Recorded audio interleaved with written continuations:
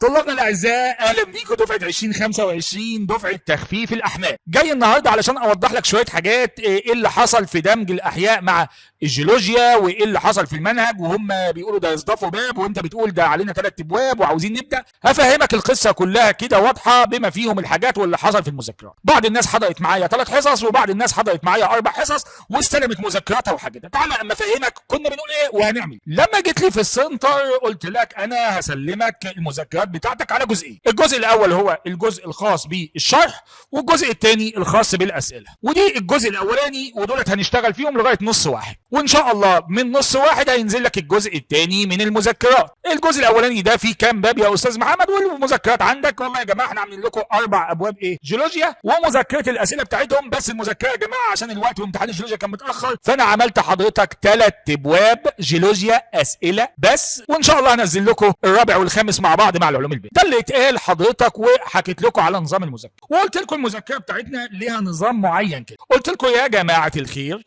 المذكره اول ما حضرتك بتيجي تفتحها اهوت بيبقى عندك صفحه على ايدك حضرتك اليمين، دي حضرتك ورك شيت، دي عباره عن تلخيصات واسئله.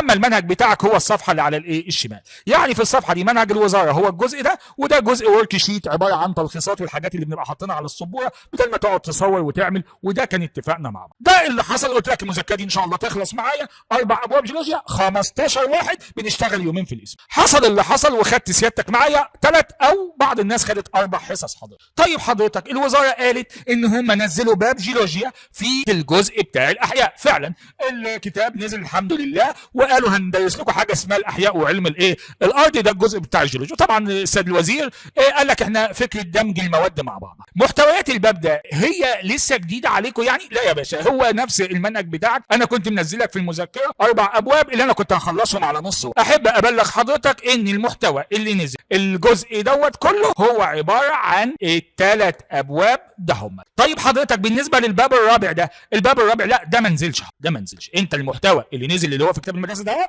هم دولت ال3 ابواب. طب معلش يا استاذ محمد، هو انت كنت بتقول هتخلص نص واحد؟ كنت هخلص دول ان شاء الله باذن الله. كنت هخش في الباب الخامس 15 واحد طبقا للخريطه الزمنيه بتاعتي. طيب معلش لو فيها قله ذوق، والباب الرابع ده كان بياخد وقت منك قد ايه؟ الباب الرابع ده كان بياخد 8 حصص. يعني المفروض لو انا بادئ معاك من اول 8 زي ما احنا بادئين، يبقى ان شاء الله كده يا حبيبي الباب الثالث ده خلصان 15 12. ده حضرتك ال3 ابواب دولت هم نفس اللي نزلوا على شكل باب. قال لي حضرتك ما احنا عند حضرتك عارف اهو. قال لك عندك الباب الاول والباب الثاني بتاع المعادن والصخور، ادي حضرتك اهو علم المعادن اهو والصخور نازلين بالكامل. لا بصراحه مش بالكامل. نقصوا منهم قد ايه؟ لا يعني هم بص هم تقريبا نقص منهم في المذكره عندي، علشان احنا عندنا جزء شرح وجزء موجودين بالظبط في مذكرتك اللي انت هتبص عليها 63 ورقه. جميل قوي. منهم 30 يخصوا كتاب المدرسه، 32 يخصوني اللي هم شويه التلخيصات. احب اقول لك ان ال30 دولت خففوا لك منهم ورقتين. يعني ايه؟ يعني حضرتك تقريبا هم مع التخفيف. انت بتتكلم بجد؟ طب انا عاوز اقرب لك شويه. طب انا خدت مع حضرتك 4 حصص معاك. خلي الناس اللي خدت 4 حصص خففوا لنا منهم حاجه؟ لا احب اقول لك ان ما تخففش منهم حاجه، ده هو انضاف عليهم بعض التعديلات. انضاف عليهم يعني ال4 حصص اللي انا خدتهم معاك ما تلغوش، لا ما تلغوش، هم موجودين حضرتك. ده انضاف عليهم بعض التعديلات. يعني من الحاجات اللي اتعدلت مثلا وشاح ضافوا عليه الطبقه اللي كنا بنتكلم عنها في الباب الرابع اللي هي الغلاف الساخن، وتم تعديل حضرتك الرسمه اللي موجوده في كشكل، طبعا مش كالشكل بتاعها تم تعديلها، تم تغيير، لان اصلا لجنه التعديل بتاعت الكتاب كانت شغاله وانا كنت قايل لكم الكلام ده. يعني حضرتك الجزء ال4 حصص، تعالى بص انا مش هدوشك كتير، طلع مذكرتك وتعالى اما نشوف مع بعض 3 ابواب دولت ايه اللي موجود عندنا وايه اللي مش موجود عندنا، عشان تبقى برضه معاك فكره بشكل واضح احنا ليه قلنا لازم نبدا ننزل على طول علشان ما تتضغطش وتتزنق فيه. ادي المذكره بدات. طبعا احنا عندنا صفحه ورك شيت وصفحه تخص المنهج. طيب جميل قوي الكلام ده. الورك شيت ده خليه دلوقتي. بالنسبه للصفحه الاولانيه، الصفحه الاولانيه اللي مع حضرتك تم الغاء منها الظواهر الطبيعيه التي يفسرها علم الجيولوجيا دي حضرتك، دي تم الغاء، انما كل التعريف اللي احنا اخدناها فهي معانا بشكل عادي خالص. دي ورك شيت تدريبات او ملاحظات. الصفحه الثانيه هي بالكامل موجوده مع حضرتك. بعد كده حضرتك ادي ورك شيت اللي احنا بنشتغل بيه، ادي الصفحه الثالثه. الصفحه الثانيه هنا في تعديله صغيره. الوشاح هنا هو تم اضافه الجزء بتاع الغلاف الصخري وتم تعديل الرقم ده من لو اكتر من 80 عملوه 84%. عندي بالنسبه للنواه او اللب تم دي كانت موجوده سدس حجم الارض اتعملت 15%. اللي اتلغى في الباب الاولاني اهو تم حضرتك الغاء الجزء بتاع الغلاف الجوي اللي هو تقريبا نص الصفحه دي وتم الغاء ربع الصفحه دي حضرتك. اما بقى بقيه الباب خد عندك بقى التراكيب الجيولوجيه وانت طبعا هتراجع الكلام ده معاك. بعد كده عندك الطيات حضرتك كلها موجوده. تم حذف من الطيات اساس تصنيف الطيات اهو، اساس الثلاث سطور دولت هم اللي اتحذفوا من الطيات. الفوالق بالكامل موجوده معايا مفيش اي مشكله خالص، والجزء بتاع الفواصل موجود معايا مفيهوش اي مشكله. خد بقى التعديل الاكبر في الموضوع. دخلنا بقى على المقدمة في الجيولوجيا التاريخية. تم إلغاء الصفحة دي بالكامل وتم إلغاء الصفحة دي بالكامل، يعني الورقتين دولت اتلغوا بالكامل. وحضرتك أما الجزء بتاعهم وطبعا الحتة اللي هي تكملتهم اللي هم السطرين اللي فوق دول تم إلغائهم هم كمان، والجزء بتاع عدم التوافق بالكامل معاك. دي حضرتك هي التعديلات الأكبر، حذف الغلاف الجوي والغلاف المائي وحضرتك الورقتين بتوع السلم الجيولوجي. خلاف كده الباب الاولاني كله معاك بالكامل. الباب الثاني في الجيولوجيا وهو المحتوى اللي بيتكلم فيه عن المعادن. لم يتم الغاء الا سطور من الباب الثاني. الصفحه الاولانيه موجوده، تم الغاء جزء من الملحوظه ده اللي هم السطرين دول. اما تعريف وخلافه فكل ده كان موجود. الجزء بتاع الهيكل البنائي للمعدن والجزء بتاع كل ده معايا حضرتك. الباب الثاني بالكامل معايا. الالغاء ما هو الا كلمات وسطور. دخلنا في الخواص البصريه. شوف بقى الحته الجامده اللي اتلغت قوي ديت في الباب الثاني. تم الغاء ايه حضرتك؟ خش عندك في الخواص البصريه، عندك خاصيه عرض الالوان. تم الغاء الثلاث كلمات دول ذو النسيج اليافي في الباب الثاني، وتم الغاء خاصيه الشفافيه ان المعادن شفافه ونص شفافه ومعتمه. قال لي ايه كمان اللي اتلغى؟ الصلاده بالكامل معايا. امسك عندك في الغاء لحته مهمه قوي كمان، سطرين هم اللي هم الجزء بتاع المكسر. قال لي الاربع سطور ده هم تم الغائهم، وتم الغاء الجزء بتاع الخواص الاخرى المساعده اللي هي كانت في الاخر خالص. يعني تقريبا حدود الالغاءات في الباب الثاني ما يقرب من صفحه الا ربع من الباب اللي هو واصل معايا في ترقيمه لغايه 37. دخلنا بقى بعد كده على الباب مين الثالث اللي هو باب الصخور. قال لي خلي بالك ان باب الصخور هم اعادوا ترتيبه، بمعنى انت المفروض بتدرس 3 انواع صخور بالتفصيل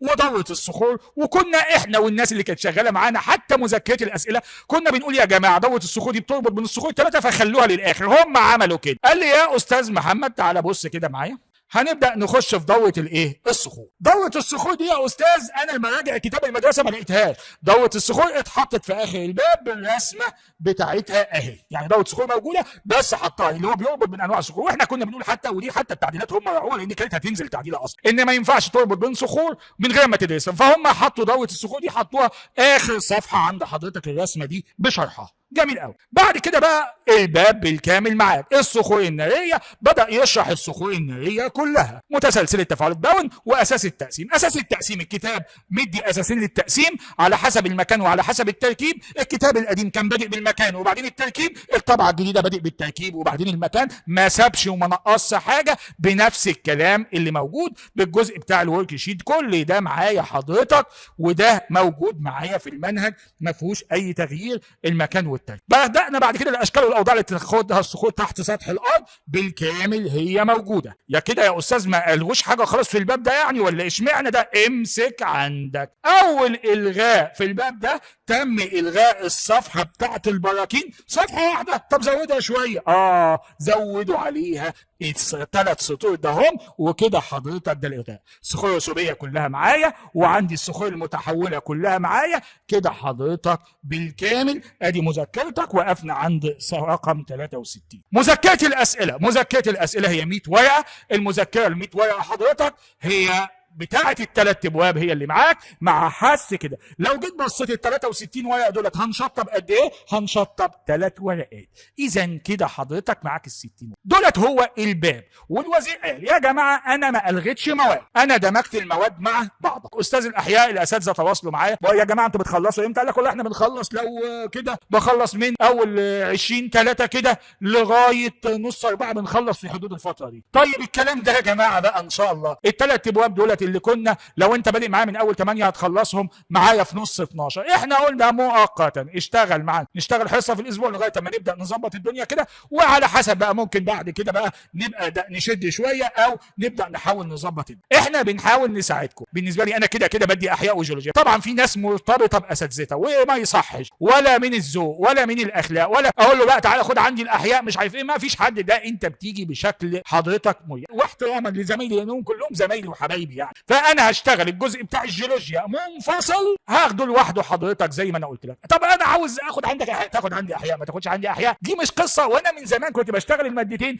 انت حر تاخد دي لوحدها تاخد دي لوحدها، بس انت عامل عظمه في الاحياء. يا عم العظمه لله ربنا يكرم ان شاء الله. بعد نسالك اصل الجيولوجيا يا جماعه، الجيولوجيا ديت علم كبير، علم مهم. النهارده منجم السكري والغاز وقطع الكهرباء، كل الحاجات دي علشان احنا ما بنعرفش نطلع الكلام ده. اذا اهتمنا بالجيولوجيا شويه هنطلع جيل له القدره ان هو نمسك مناجمنا ونمسك ونطلع حاجتنا. انما النهارده بنوصل للناس او الصوره العامه ان الجيولوجيا دي حاجه ليس لها قيمه، ونيجي في الاخر نتحايل على بتوع المنجم ونبدا نتحايل على الشركات عشان يجوا ينقبوا عندنا ويبداوا يتنططوا علينا. احنا بنحاول ان نريد الا الاصلاح ما استطعنا. ربنا يعيننا ان شاء الله دون اي دخول في تفاصيل. هنبقى ان شاء الله باذن الله موجودين، هنبدا لان الجزء دوت هياخد وقت طويل. معاك نص منهج الجيولوجيا موجود عندك، ربنا يرضيكم ويكرمكم. وانا عرضت الموضوع بامانه كامله بما فيه الورع، والحمد لله رغم ان المذكره الناس جت وعوضناهم ب 40% من حساب المذكره، بس كل ده طبعا ما فيهوش اي مشكله. انا كنت عاوز ان الناس ما تبقاش زعلانه. ربنا يرضيكم ويصلح حالكم ويصلح حالنا جميعا،